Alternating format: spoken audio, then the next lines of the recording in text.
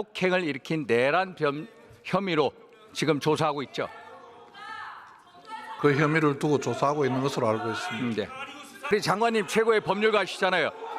형법상 내란죄 구성 요건이 뭡니까? 헌법보다는 형법. 87조에 네. 내란죄 구성 요건이 구성되어 있는 것으로 알고 있습니다. 내란죄가 구성되기 위해서는 첫째, 국토 참전이 있어야 되고, 둘째, 국헌 문란이 있어야 됩니다. 예.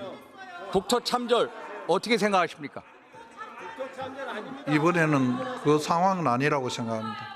그럼 국헌 문란은 어떤 걸 국헌 문란이라고 얘기합니까? 형법 91조의 국헌문란에 대해서 정의가 되어 있습니다. 헌법과 법률의 절차에 의하지 않고 헌법과 예. 법률의 기능을 소멸시키는 거, 그게 국헌 문란 하나고요. 예, 또 하나는 헌법 기관을 강압에 의해서 전복시키고 권능 행사를 불가능하게 하는 게 두 번째입니다. 이거에 정확하게 맞습니까? 법 조문에 그렇게 되어 있습니다. 예를 들어서 그 당시 상황을 보면은 언론사, 방송사 다 군대가 안 갔고 국회와 선거관리위원회만 갔거든요. 그래서 이 법조문이 제대로 적용되는지 법무부에서는 검토를 안 하십니까? 저희들이 따로 검토한 바는 없고 수사기관에서 수사에 필요한 때에 검토하고 있을 것으로 생각합니다. 내란죄가 성립되기 위해서는 고의성과 목적성이 있어야 됩니다. 우리 중앙대 이호인 교수 알고 계십니까? 중앙대학교의 이인호 법률대학교 교수님 알고 계세요? 예, 예.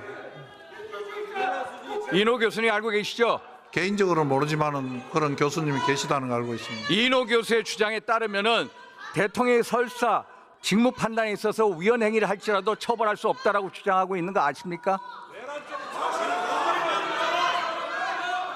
그런 취지의 글을 게시한 것을 본 적이 있습니다. 예를 들어서 국회가 법률을 만들었습니다. 헌법재판소에서 위헌 법률로 확정이 됐어요. 그렇다고 해서 위헌 법률을 만든 국회 법률 제정 행위자들을 처벌합니까?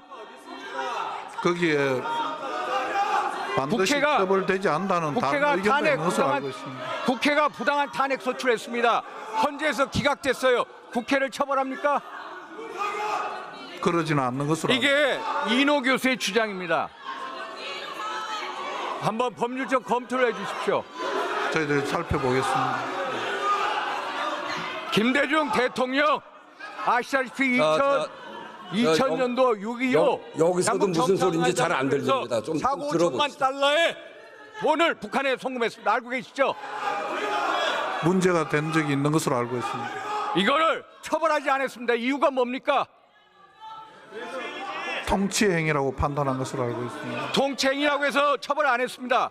그러면 1997년 대법원 판례를 보면은 비상계엄은 고도의 정치행위, 통치행위로 보고 있습니다. 알고 계십니까? 그런 의견도 있는 것으로 알고 있습니다. 2010년도 대법원 판례에 의하면은 고도의 정치 행위에 대해서는 대통령의 권한을 존중하면서 사법심사를 자제하는 선에서 위헌성을 심판해라. 이게 대법원 판례입니다. 알고 계십니까? 그런 결정은 알고 있습니다. 제가 이런 말씀을 드리는 이유는 정치적인 판단하고 법률적인 판단은 다르다는 겁니다. 그래서 법무부가 법률적인 판단을 검토한 것을 제게 보내주십시오. 아셨습니까? 예, 다음 최상무 부총리 나와주십시오.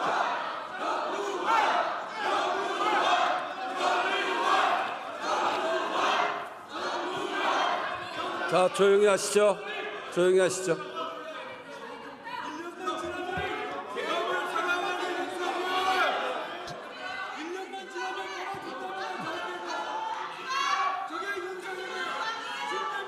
제가 이런 윤상현 말씀을 드린 이유는 윤상현 의원님. 법률적 검토에 대해서 법무부가 윤상현 의원님. 의견에 대해서 저에게 검토한 것을 가져와 달라는 말씀입니다.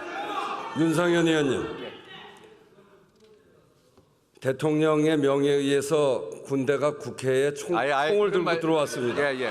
그거는 그거를 통치행위로 얘기한다는 것이 말이 됩니까? 같은 국회의원으로서. 아니, 우리 의장님께서도 일단 대법원 판례 공부해 주십시오.